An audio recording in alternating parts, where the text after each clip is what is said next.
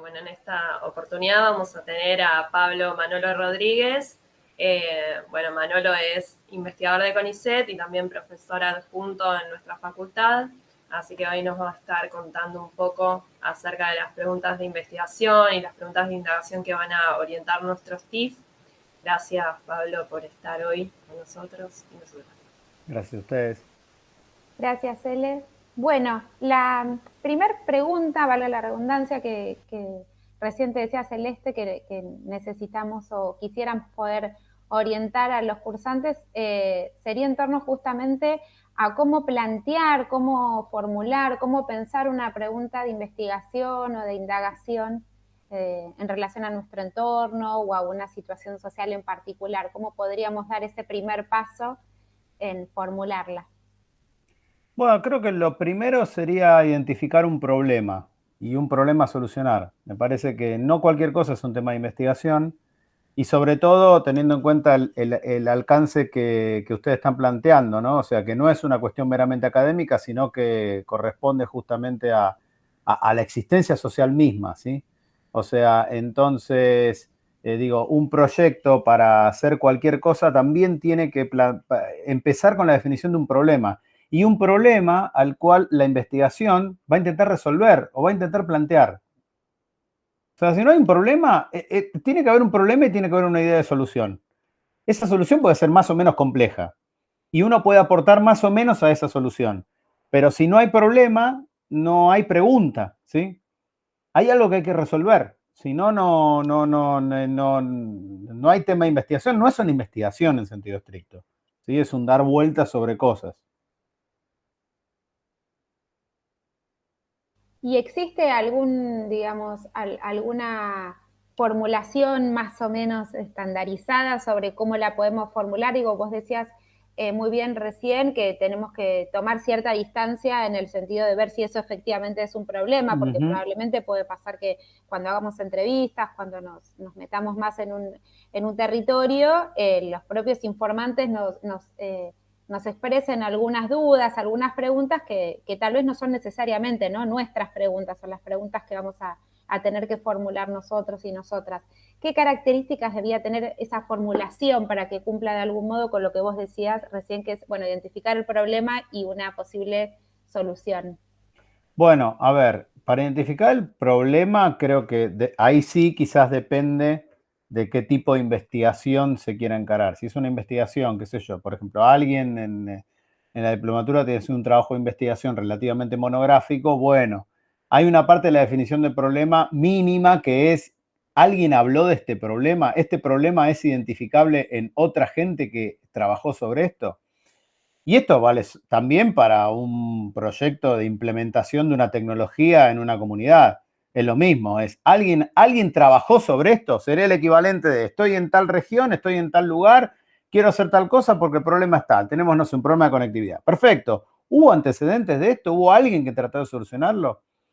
¿Definió el problema del mismo modo? Y ahí aparece una segunda cuestión que vos, Wanda, dijiste que es fundamental y que hay que estar abierta, tiene que estar abierta la cabeza para eso, que es que a medida que uno va indagando, el problema también se va transformando.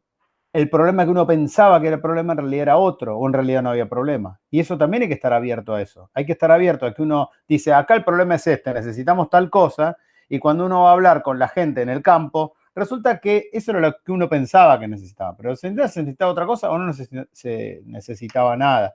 Entonces hay que estar abierto a eso. Desde el punto de vista de la epistemología tradicional o metodología tradicional, sí hay como instrumentos para pensar este problema, esta cuestión de cómo definir un problema. El problema se escribe en un marco. Ese marco puede ser, lo que dijimos, marco de alguien intentó solucionar este problema antes, se planteó de manera similar, se plantea de manera diferente ahora que hay, no sé, que hay 5G, pongámosle, ahora que tenemos tal tecnología, ¿el problema es el mismo o cambia? O en términos teóricos, quienes hablaron de estos problemas, ¿los hablaron en los mismos términos que hablamos nosotros o en otros términos? Entonces, eso te permite insertar el problema en un campo. Fíjate que el problema no es aislado. El problema no es un problema que se te ocurre a vos. Seguramente es un problema que ya existía. No lo inventaste. Vos te encontraste con el problema. Pero cuando te encontrás con el problema, para poder discernir el problema, es el marco. Luego del marco, el problema debería distinguir cuáles son las dimensiones de análisis. O, dicho en términos de programa de intervención, cuáles son los actores que intervienen de manera directa o indirecta en el proyecto.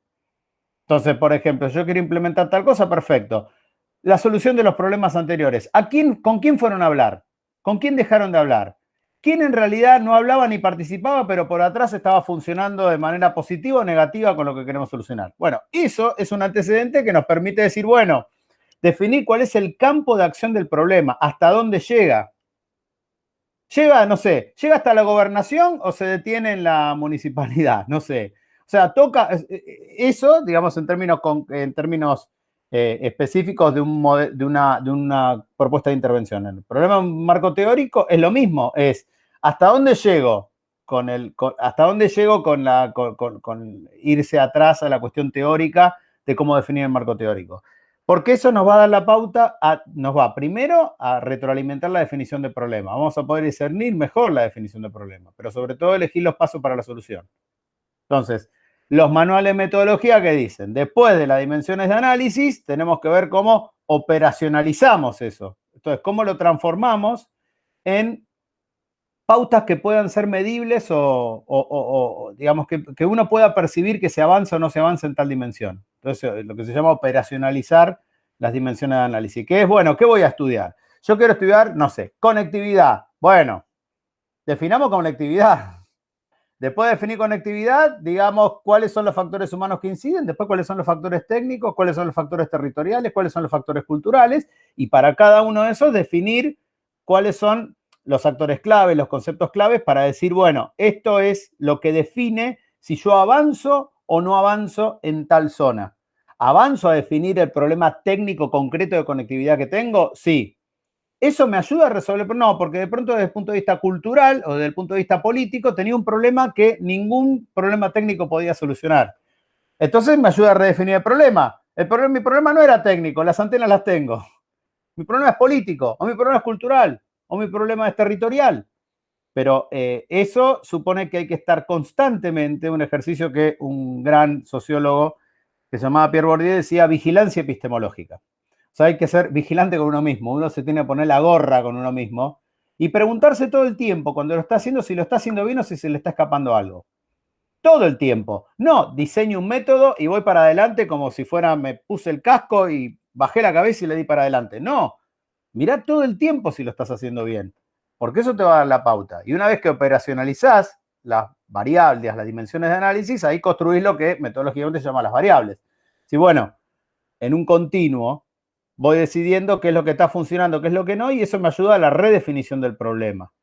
A ver si el problema era el correcto, si estoy identificando los lugares donde puedo incidir sobre el problema, o si en realidad tengo que redefinir el problema, o si en realidad no era ningún problema, o si en realidad el problema estaba solucionado y en realidad yo tengo otro, o empiezo a tener un problema porque mi problema ya no existe.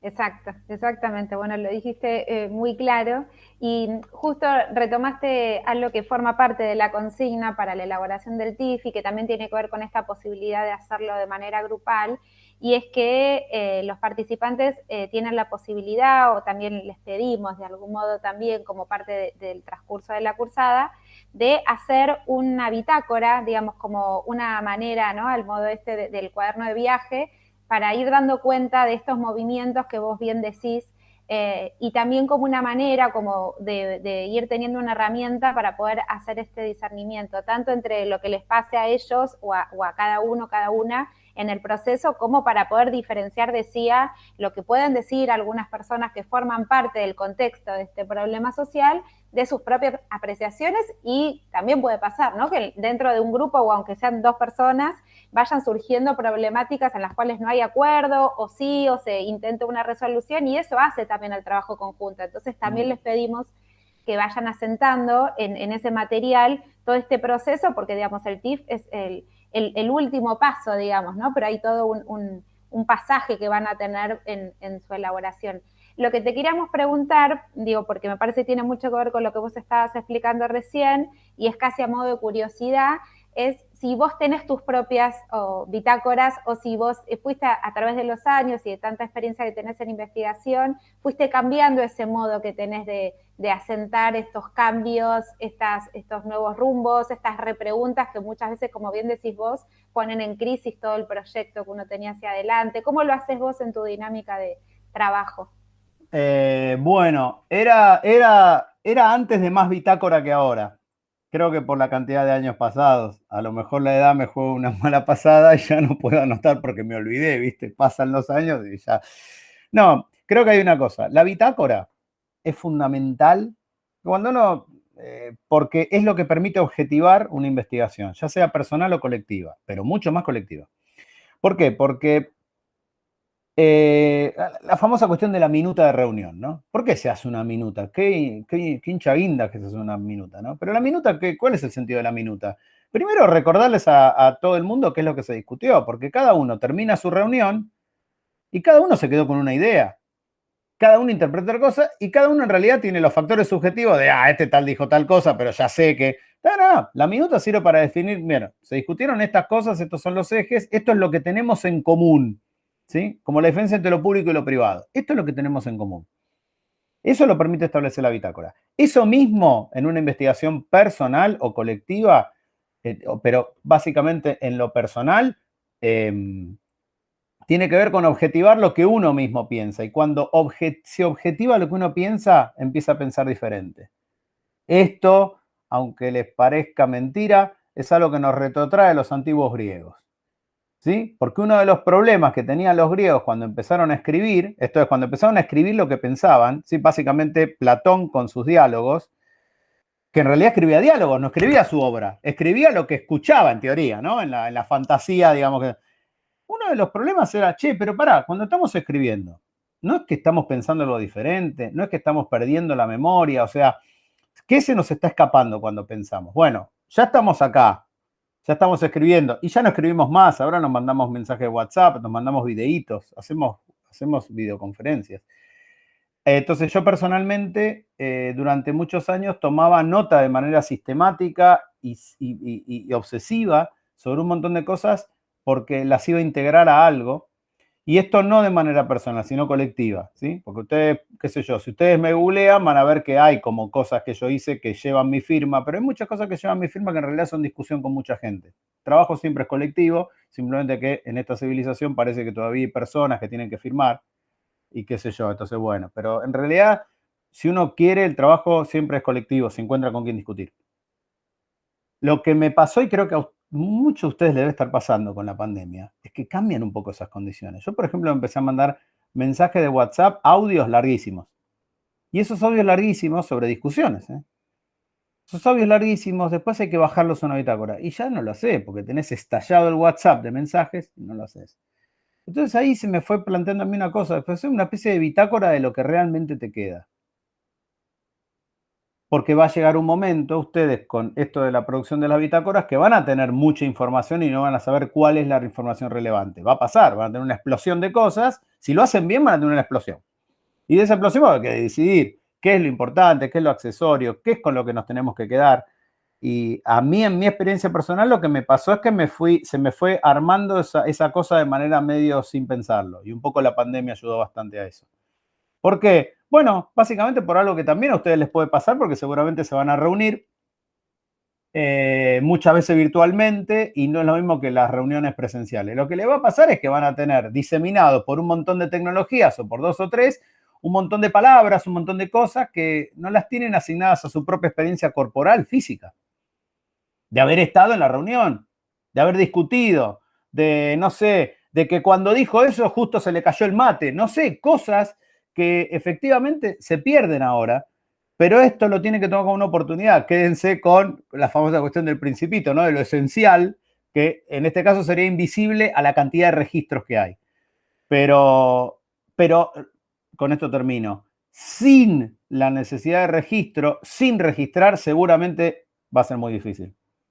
Sin proponerse hacer una bitácora, aun cuando después uno pueda decir, bueno, la bitácora tiene sus límites o no la puedo seguir, si uno no tiene la actitud de hacerla, efectivamente ese primer paso de objetivación necesario para definir un problema de investigación no va a estar.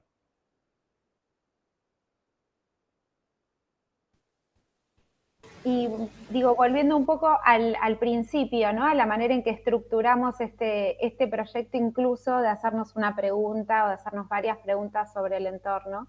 En algunos de los materiales que hay de consulta y hasta manuales de investigación, ¿no? Para el ámbito académico existe como una tipificación entre lo que es un tema, un problema y un objetivo. Si tuvieras que explicarlo así de forma medianamente simple por el modo en el que nos estamos vinculando en este momento, ¿cómo los podrías definir o ejemplificar si tuvieras a mano? Ejemplificar, pará, me está matando. A ver, el tema es lo más general, el problema se inserta dentro de un tema, en términos en general de cuestiones de investigación académica, ¿sí? Pero, por ejemplo, a ver, en lo que yo estoy investigando, ¿no?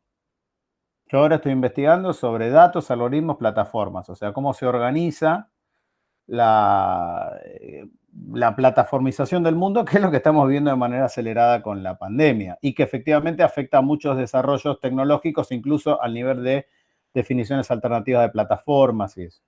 Pues dice, bueno, ¿cuál es el problema que tengo yo? Bueno, mi problema es ver, sopesar hasta dónde este sistema tecnológico determina un conjunto de elecciones políticas, económicas, sociales, más acá o más allá de la propia sociedad. O sea, si hay más o menos determinismo tecnológico de esto. Esto es, si determina un modo de conducta. ¿Cuál es el tema de investigación? Y el tema de investigación sería el problema de las tecnologías digitales, si se quiere. O incluso también, como trabajo en temas de biología, también la manera en la cual ciertos problemas de la información inciden en la cuestión de la biología molecular. Pero bueno, eso es otro tema. Ahora, yo podría, esto es algo que está bueno lo que me preguntás porque me lo estoy preguntando yo mismo y estoy hablando con la gente de mi grupo de investigación todo el tiempo de esto. ¿Sigue siendo el mismo tema o no?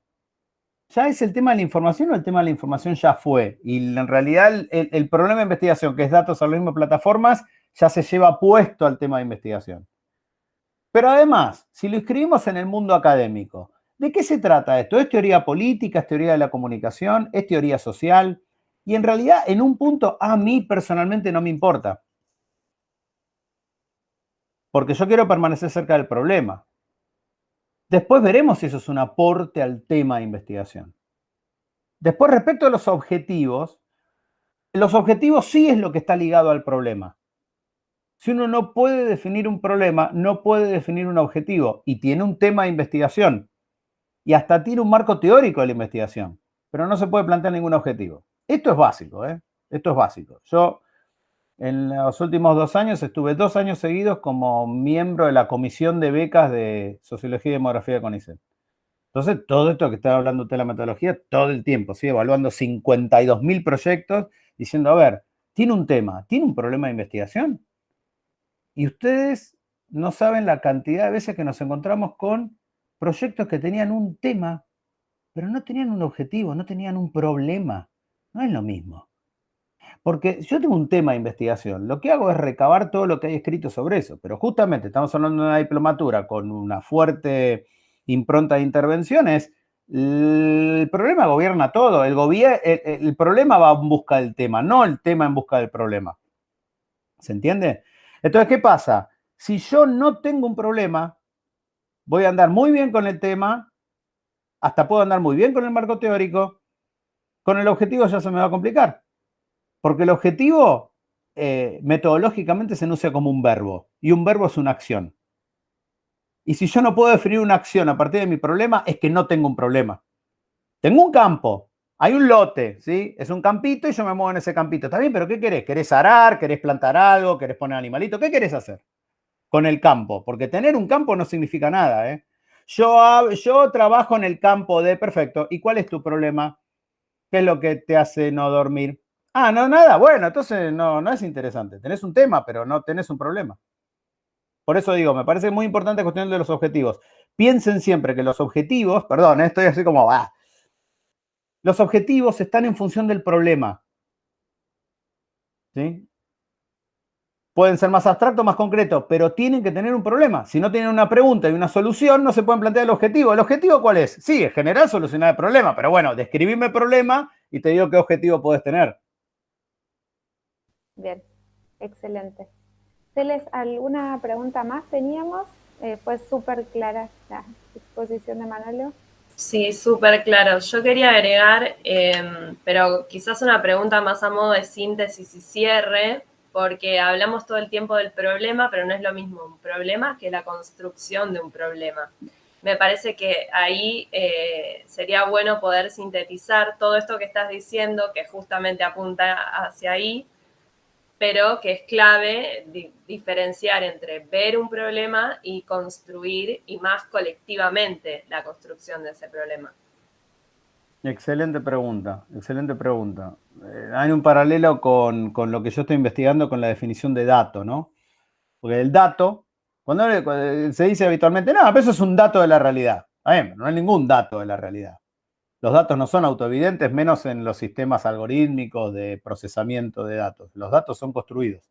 Eso que nosotros aprendemos en la carrera de comunicación, ¿sí? Se construye la realidad. Sí, los datos también se construyen. Entonces, un problema de investigación está muy bueno lo que dice Celeste, porque un problema de investigación se construye, no está dado. Quizás, como empecé yo y apuntamos a problema, parece que el problema emerge solo de mirar un poco la realidad y punto. El problema está. No, el problema se construye colectivamente. Y yo engancho eso que está diciendo Celeste con la parte cuando Wanda dijo, bueno, ¿qué pasa cuando uno va avanzando en su proyecto, ¿no? Avanzando en su indagación y se reconfigura el problema? Bueno, ese es el momento de la construcción del problema, sobre todo si es colectiva, ¿sí? En realidad, la verdad es que si las cosas están bien hechas, nunca el problema inicial es el problema final. Uno va construyendo el problema. Lo importante es que no pierda de vista que es un problema, que no se le vaya diluyendo el problema, que aparece otro. Y si aparece otro, entonces será otra investigación. Los límites entre si es la misma investigación u otra no tienen mucho sentido. Simplemente, para mí sí tiene que ser algo a solucionar. Tiene que provenir de algo que está en nuestras manos cambiar, pero que requiere pensamiento. Si no están esas dos condiciones, no es exactamente un problema. ¿Sí? Porque no hay nada que, o sea, tenemos que tener la percepción interna y externa y colectiva de que hay algo que se puede solucionar. Si no, estamos en marco de problemas que son insolubles, digamos. Pero esto vale para cualquier cosa, ¿vale? Si yo trabajo la filosofía más abstracta que se les ocurra, o si estoy haciendo un proyecto de intervención para, no sé, para aportar, no sé, la generación de una plataforma alternativa, por ejemplo, de deliveries, pongámosle, ¿sí? Que no sea ni Rappi, ni Globo, ni qué sé yo. Entonces, me parece que es muy importante lo que dice Celeste, porque efectivamente el problema no está dado. El problema se va construyendo, pero sí tiene que arrancar con una inquietud. Vamos a decirlo así, el primer momento del problema es la inquietud. Una inquietud que tiene una manifestación práctica. Se puede solucionar. No es una inquietud existencial, tipo, no sé, ¿existe Dios o no? Bueno, qué sé yo. ¿Qué pasa con el hecho de que no pedí nacer? Bueno, qué sé yo. Sí, es un problemón, pero bueno. Lo que digo es, tiene que ser un problema que esté en los medios teóricos, intelectuales, prácticos, colectivos, individuales, poder solucionar. Y a medida que se va investigando, se va redefiniendo el problema. La inquietud se vuelve más sofisticada, se vuelve más compleja, se vuelve más, en general, colectiva. Y entonces el problema va apareciendo con más nitidez o con menos nitidez, ¿sí? Pero así como yo digo que los objetivos tienen que permanecer cerca del problema, el problema tiene que permanecer cerca de la inquietud. Si en el recorrido de la construcción del problema perdemos la inquietud de base y no la reemplazamos por otra, entonces se está cayendo el problema, se nos está cayendo el problema. No está habiendo un problema. Eso sería. No sé si respondí. Perfecto. Sí, claramente. Bueno, enormes gracias Manolo por el tiempo, por la claridad, superó enormemente las expectativas que teníamos de hablar con